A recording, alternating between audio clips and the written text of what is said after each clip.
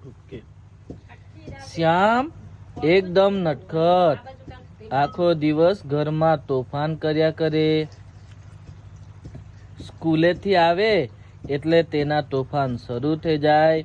જો કે હોશિયાર બહુ જ, નાનો પણ સમજદાર ઘણો. એના આ ગુણોને કારણે જ ઘરમાં તેને બધા કાનુડો જ કહેતા.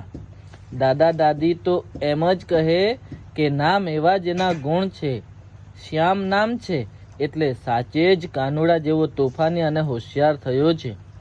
શ્યામની વાર્તા લોકોને સાંભળવાનો ખૂબ શોખ. એ રોજ રાત્રે સૂતા પહેલા એના મમ્મી કે પપ્પા પાસે અલક મલકની વાર્તાઓ સાંભળે. શ્યામનું ભાવ વિશ્વ એકદમ નિરાળું. વાર્તામાં ખૂબ જ મશગુલ થઈ ગયો હોય તો ઘણીવાર પોતે પણ પોતાના સ્કૂલની વાર્તા બનાવીને મમ્મીને કહે.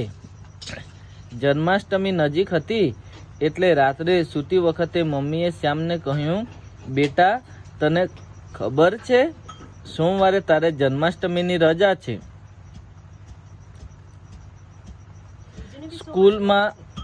સ્કૂલમાં રજા હોવાનું સાંભળીને શ્યામ ખૂબ ખુશ થઈ ગયો. ગમે તે હાથના સાફ કરો. એ કહે, મમ્મી મેં તને કાનુડાના જન્મની અને એમની બહાદુરીની તો ખૂબ વાર્તા કહી છે. તે મામા કંસને માર્યા એ પણ બહુ કહ્યું છે. તો આજે મને એમના તોફાનની વાર્તા કરને.